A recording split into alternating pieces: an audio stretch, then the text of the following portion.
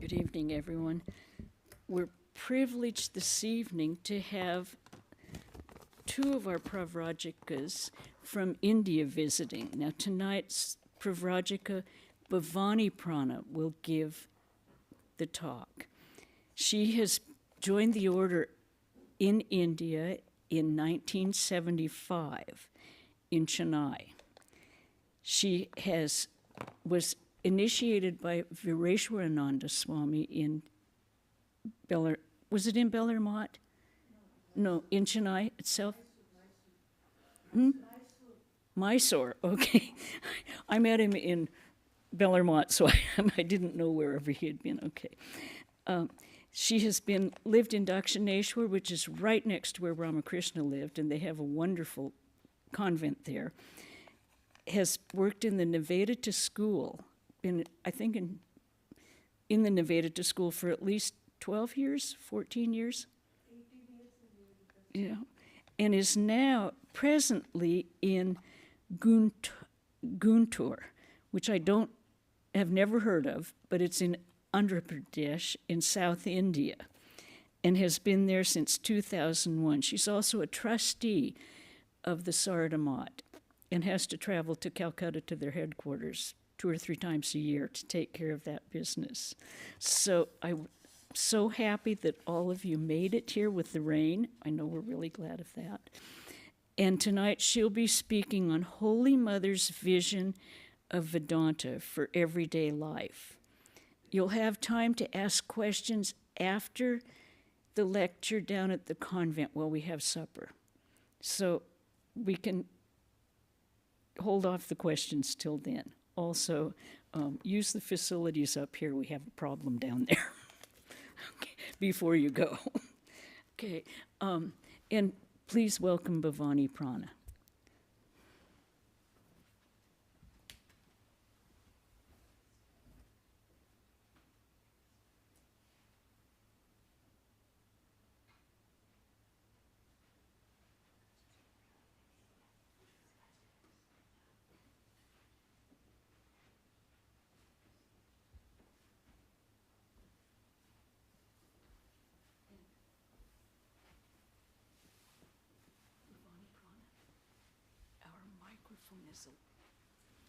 Our mic's a little sensitive. You got to stay about that far away from it. About that far. Okay?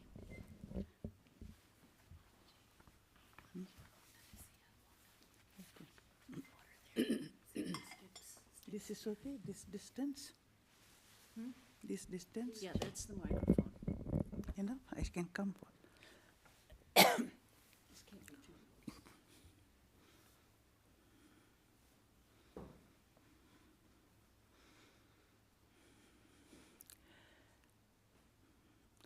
Jananim Sarada Devim Ramakrishnam Jagadgurum Padapadme Tayo Shritva Pranamami Muhurmuhu.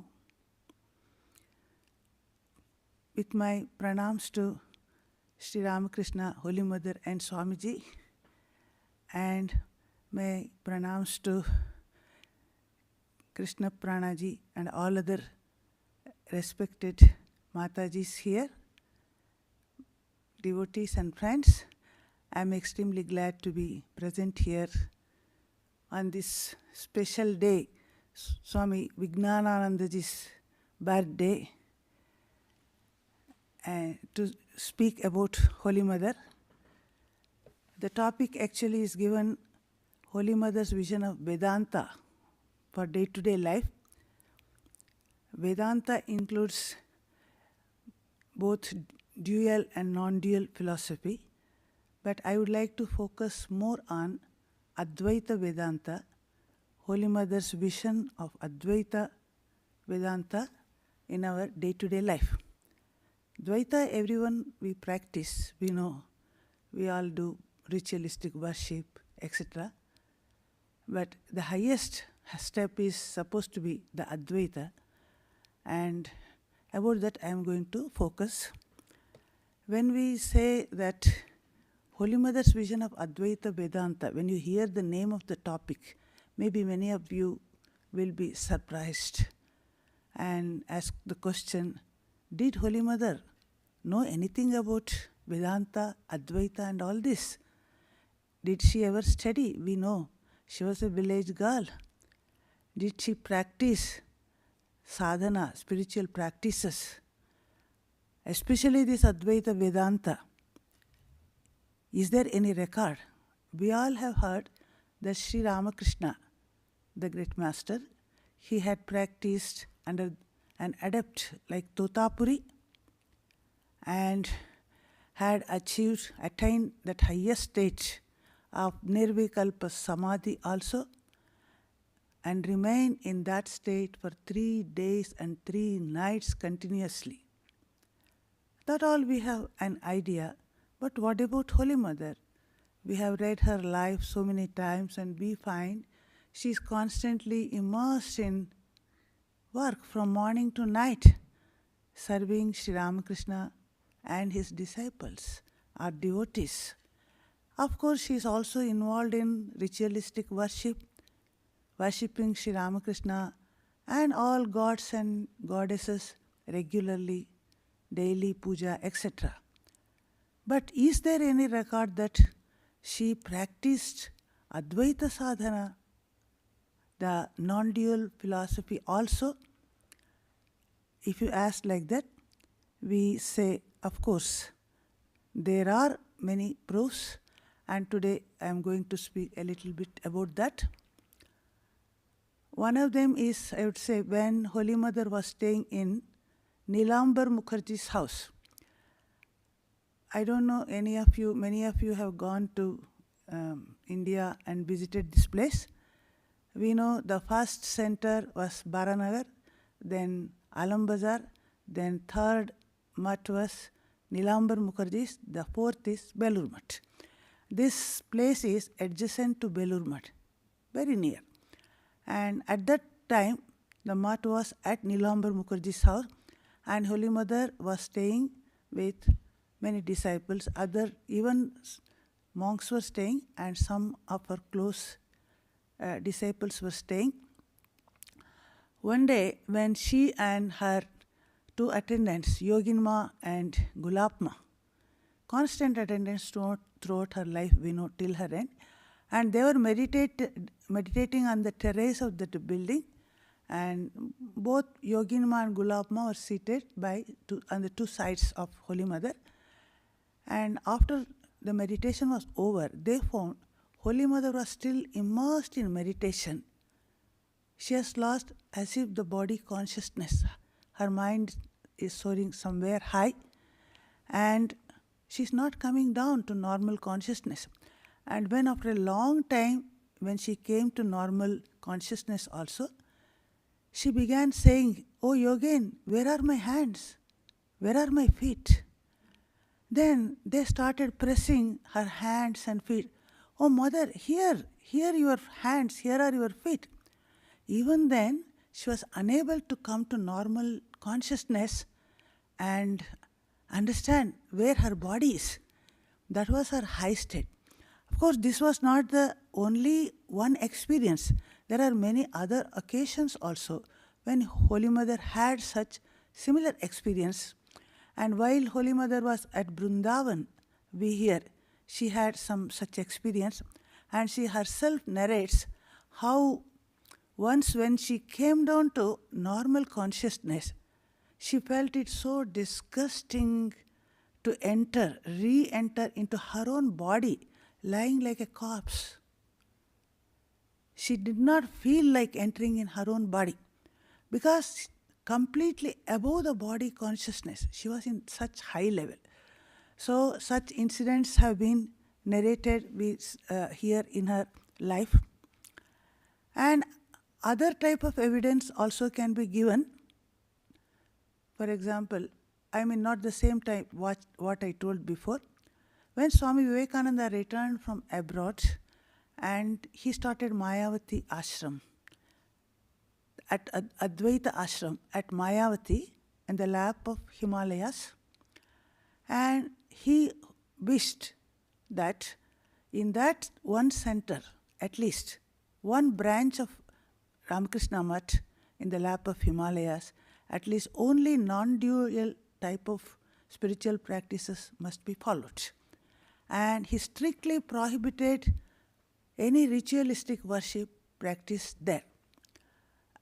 And after some time, when he came to revisit the center, he was shocked to see some of his disciples, those who were staying there, they had already established a small shrine there. They have kept Sri Ramakrishna's photo and started worshipping regularly. And he severely rebuked them and asked them to stop all these things. Of course, they were obedient to Swamiji, but there were doubts in their minds. Even Sri Ramakrishna's direct disciples also, and some of Swamiji's disciples, they could not fully understand Swamiji's ideas and views all the time. They were thinking, well, Sri Ramakrishna is our chosen deity. He is our Ishta. He is the supreme God. He is our Lord, spiritual preceptor. He is everything in his life. Should we give up Sri Ramakrishna's worship itself in the name of practicing non-dual philosophy? Is it proper? Of course, they couldn't ask Swamiji that question. But later, one of the disciples of Swamiji only, he wrote a letter to Holy Mother to clarify the doubt about this.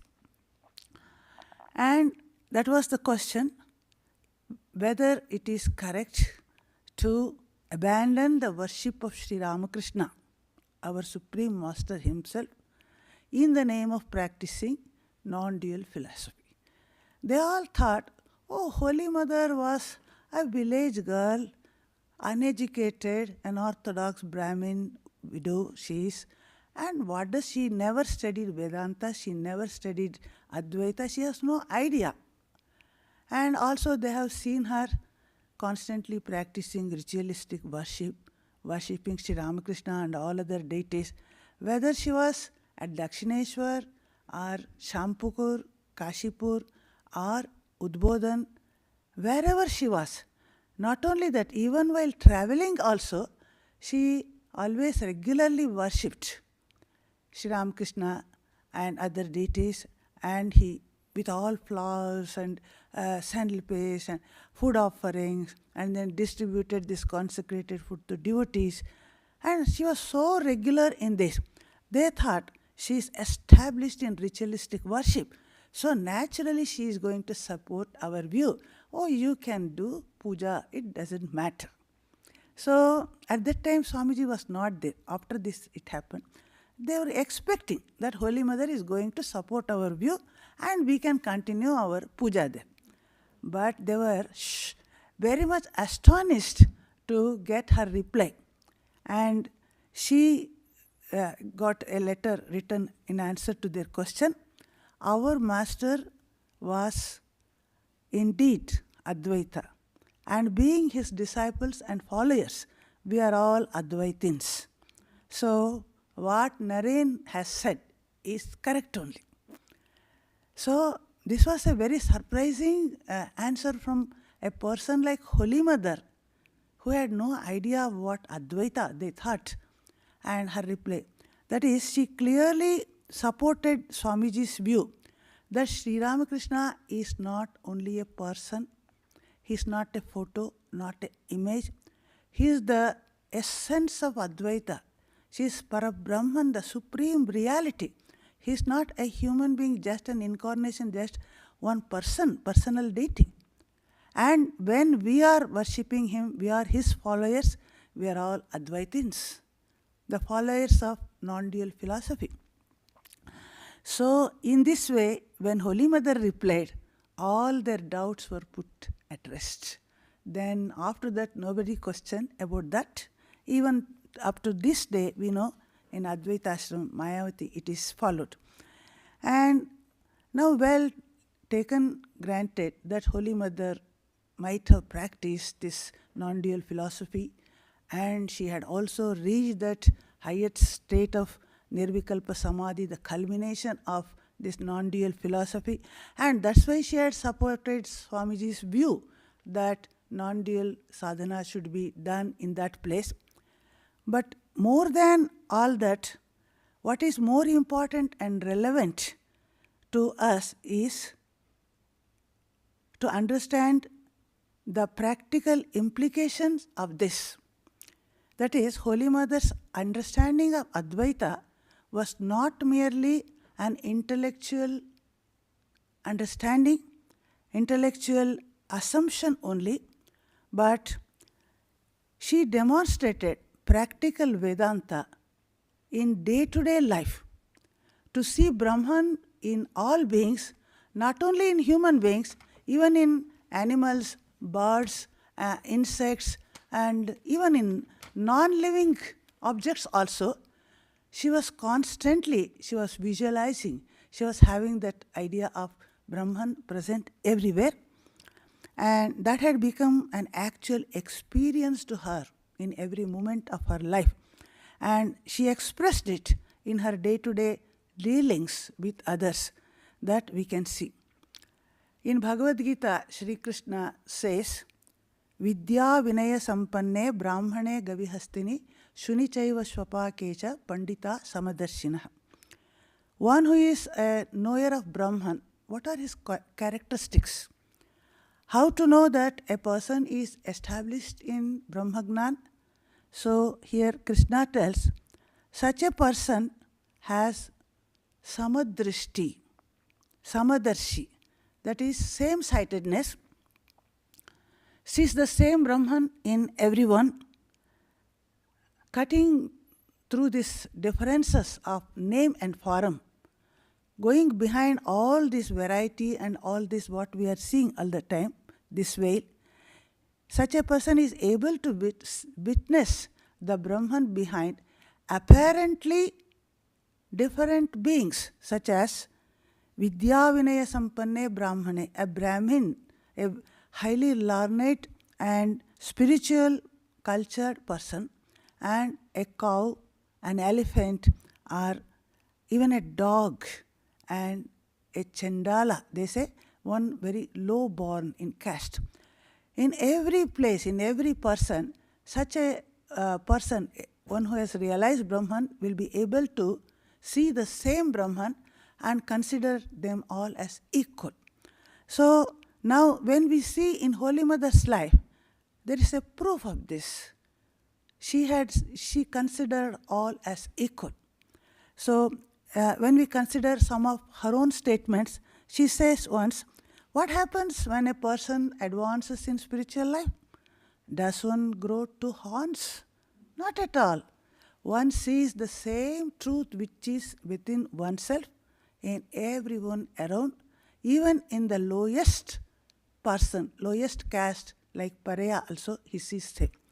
So this ekatva drishti, oneness, the unity behind everything, unity behind the variety, this cannot come without realization of non-dual philosophy, without that nirvikalpa samadhi experience. So it proves that Holy Mother had certainly experienced that state in her life. Now another point comes to our mind sometimes. We all know Holy Mother's motherly love, that universal motherly love. Because of it, she considered all as her own children. On one side, take for example the Amzad, who is a Muslim laborer, who is also a thief, who went to prison many times, and Sharat Maharaj, Sharadanandaji, who is the General Secretary of Ramakrishna Matan Mission, and her specially favored person, we can say. And also Sister Nivedita, Olibul, MacLeod, everyone she is considering as the same level. So that samadrishti, that same-sightedness, how could that come? And at a time when we know India was under foreign subjugation, and when one brahmachari was asked to buy some garments for the inmates of the ashram, he bought only Swadeshi, meant country-made stuff, and not by foreigners. And when asked, he said, oh, now that is boycott we have done, nobody can buy all the items that have been products from foreign countries like that. Then Holy Mother said, oh, English people, they are also my children. How can I be exclusive? How can we expect such statement from an Orthodox Brahmin widow? And in those days, when just to touch them or touch water, you lose caste. They are considered like that. And at that time, Holy Mother had such broad vision. And she also could say, I am the mother of the virtuous as well as the wicked. That is a very extraordinary statement by Holy Mother, we can say. And she also, so she could see the same, she could treat good and bad people, rich or low, intelligent or dull, whatever, all people as her children. She was like universal mother. When we talk about this, you may say, oh, then it was due to her motherly love that she looked on all people as same. How can you say just because she had that Brahmagnan, knowledge of Brahman, that she was treating everybody as same? It could be simply motherly love also, because she was supposed to be the universal mother.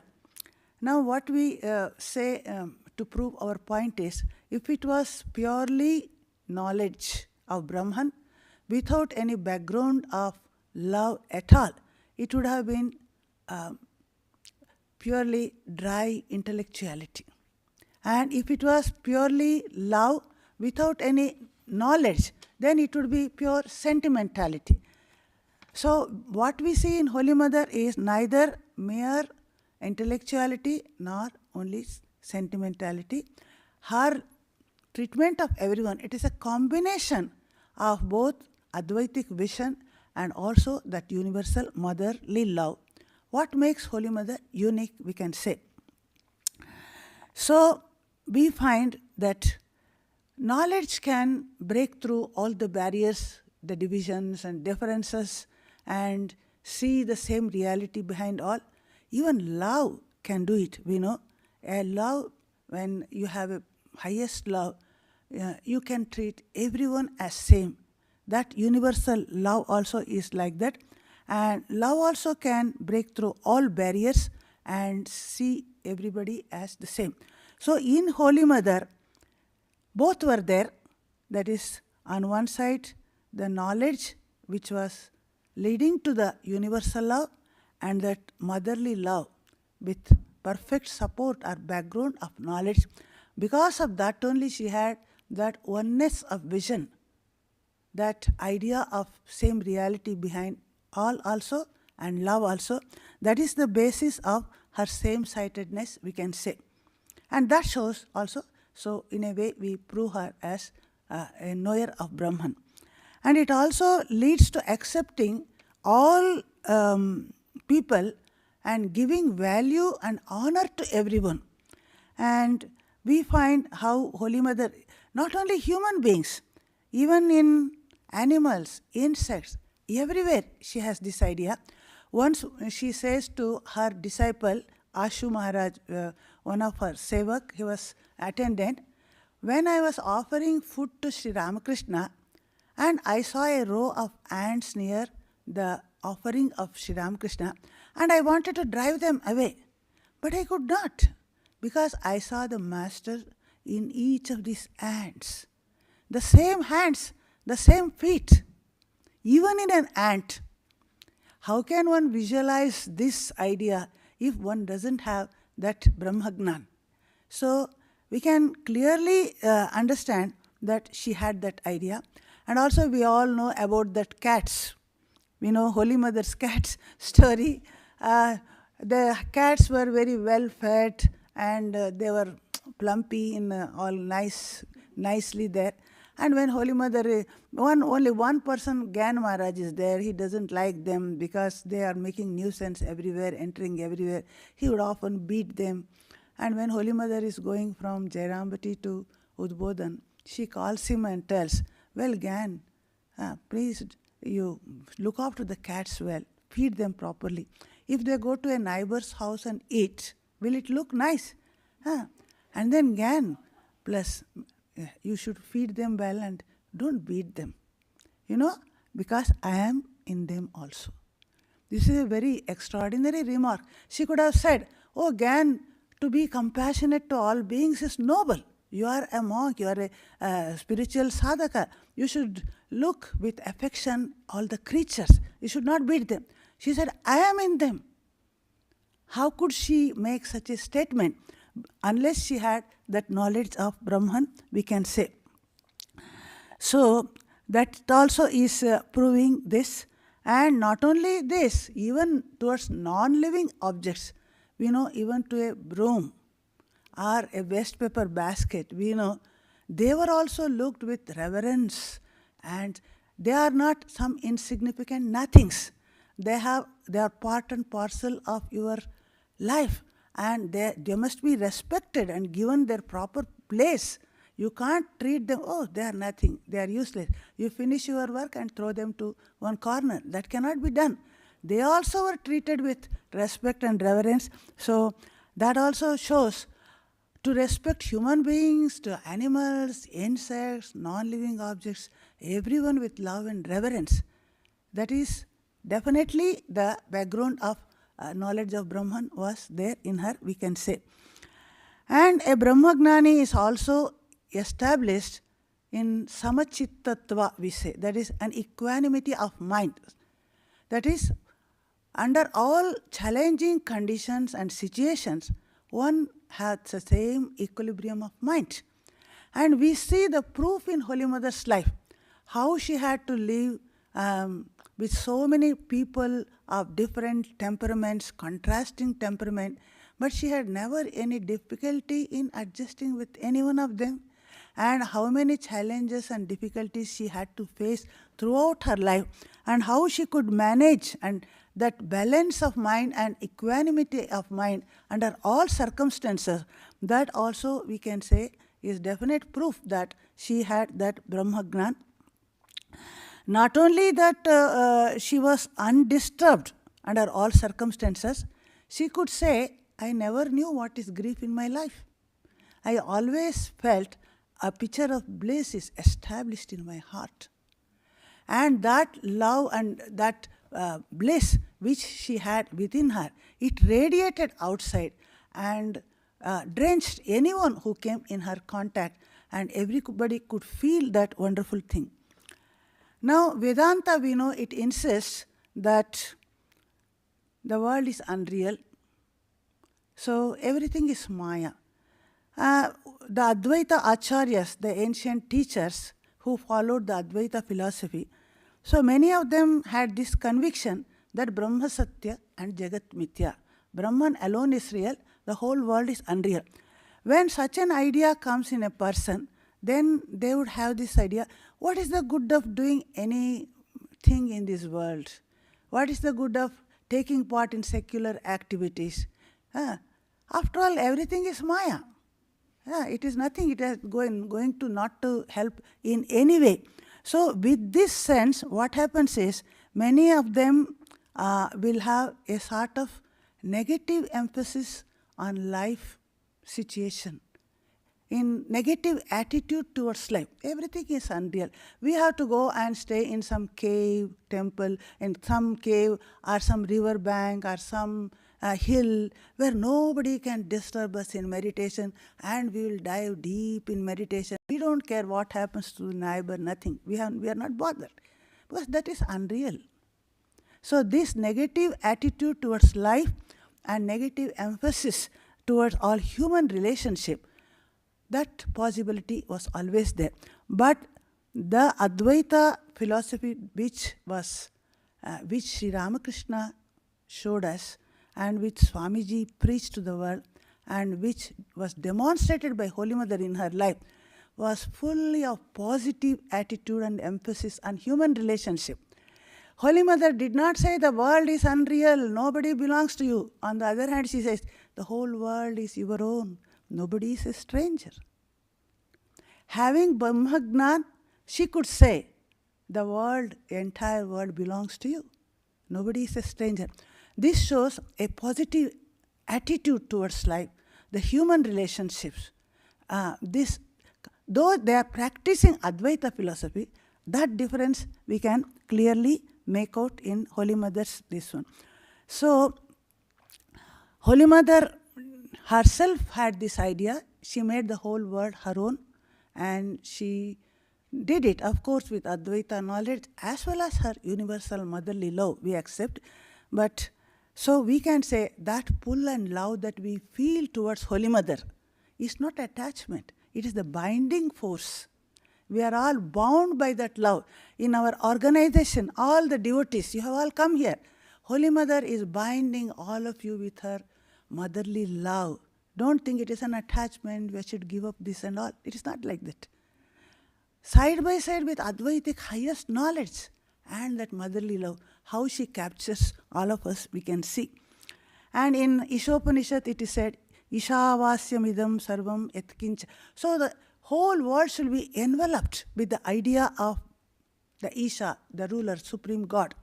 So in Holy Mother's life we see everything is, divinized. Her whole life, all her activities, day to day, every dealing with public and everyone, objects, in any case, under all circumstances, we find that she has that vision of Brahman at all the time. That is why such a person, tato na vijugupsate, they cannot hate anyone. They automatically love. A knower of Brahman can never dislike, hate, condemn another person. That love is based on Advaitic knowledge. That's the same Brahman is behind everyone. And Sri Ramakrishna said, tying the non-dual knowledge in the corner of your cloth. Do whatever you like. Nothing can disturb you. We can get an inkling of what Sri Ramakrishna meant, tying Advaita knowledge to a corner of cloth. That by seeing Holy Mother's life, we can understand what he meant actually. So, also we know Sri Ramakrishna had infinite moods. At times he is in Nirvikalpa Samadhi, where he says he is not conscious of this world at all. And at times he is in a lesser level. Then he makes differences between pure and impure, holy and unholy, good and bad. And there are times when he also feels identity with the whole world. At that time, we know how when one fisherman was beating another man, he felt his own back was swollen, or somebody was trampling on the grass, green grass, he felt somebody was walking on his chest. So he had different moods at different times. He was not in Advaitic conception all the time. At times he is differentiating. He is not able to bear the touch of an impure person, eat from the hand of anybody and everybody. He is selective in accepting disciples. So these all things we can see. And he also, we know, in order to make sure he practices everything, to understand that gold and earth clod is same. He takes in one hand a gold coin or a rupee, and in another hand a clod of earth, and throws both of them into Ganges. Oh, taka, mati, mati, taka. That is money, earth, money, earth. He repeats, and he is practicing that Advaita. And in order to eliminate that superiority complex that might have been in him because of his high birth as a Brahmin, he went to the house of a pariah, such a person, and cleaned the house and cleaned the bathroom in order to establish himself that he was all the time, he had no difference between. He showed practice of all these things. But in Holy Mother's life, that was not necessary at all. She is all the time conscious of Brahman everywhere. She never, money she takes and touches to her head, oh Lakshmi. She has no attachment to money. But she never, there was no need for her to throw money into Ganga and practice. She all the time felt everybody is equal.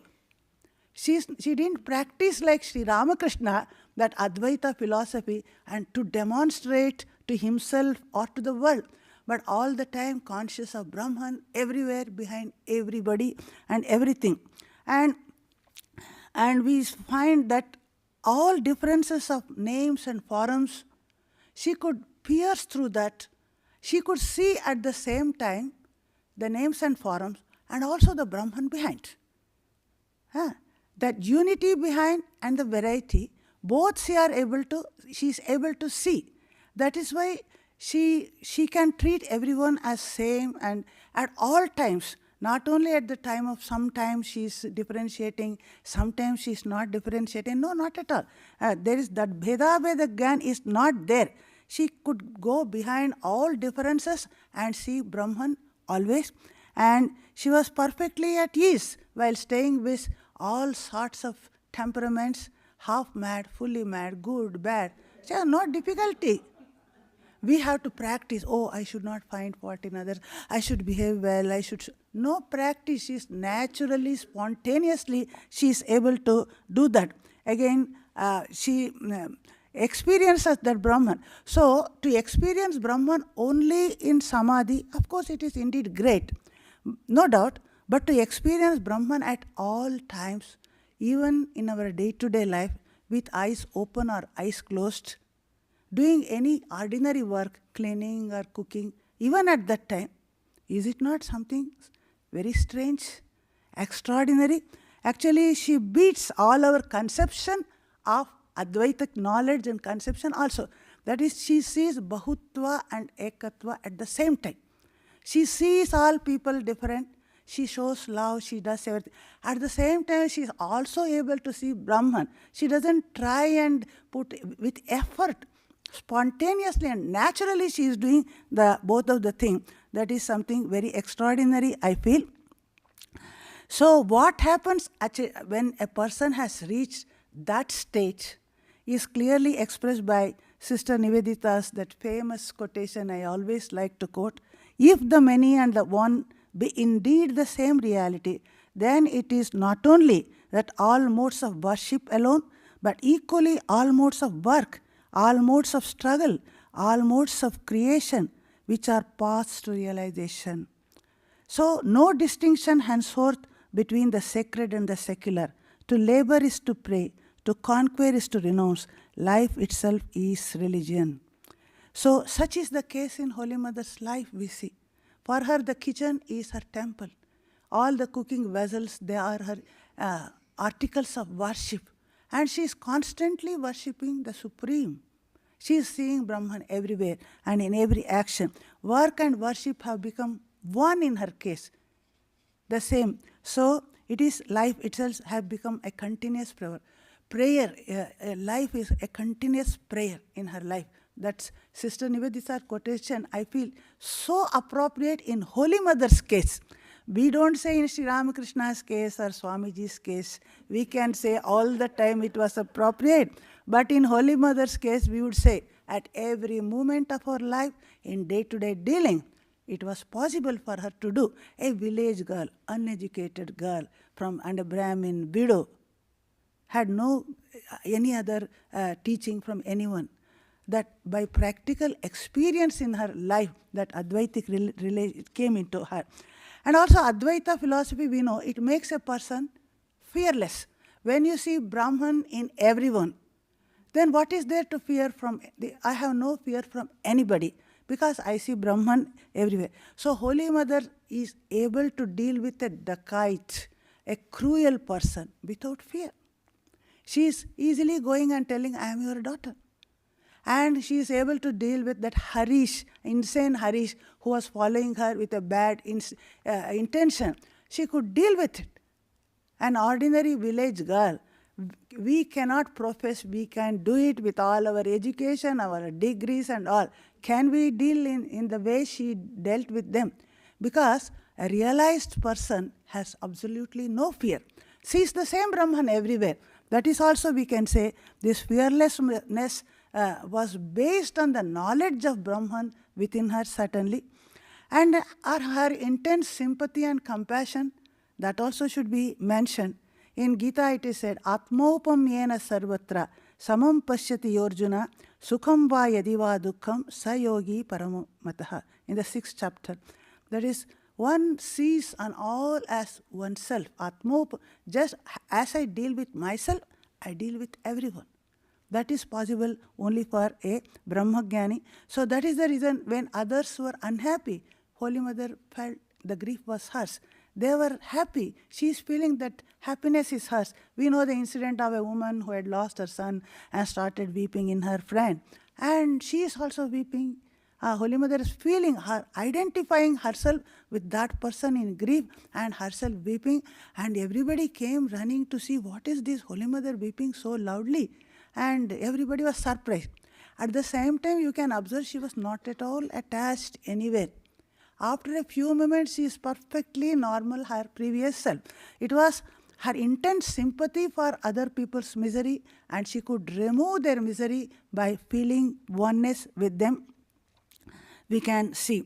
And so it is, don't we think it is extraordinary in the present day when we show only lip sympathy?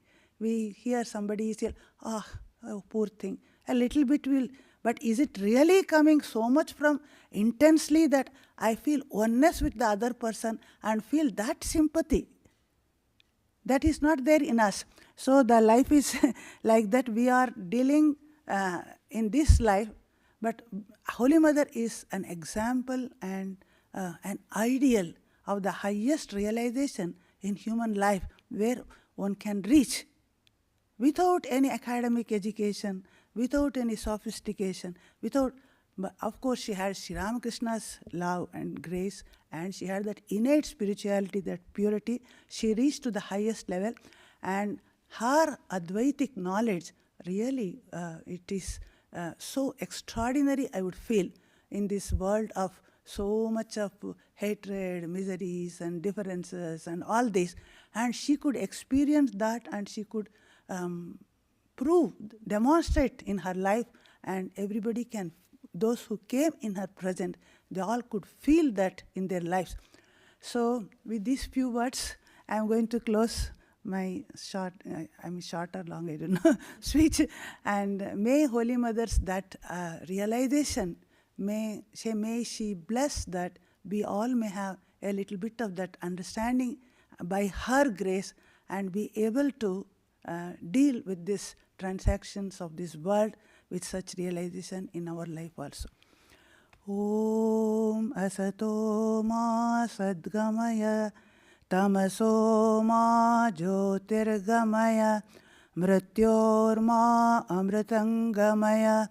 Om shanti shanti shanti Hare Om Tat Sat.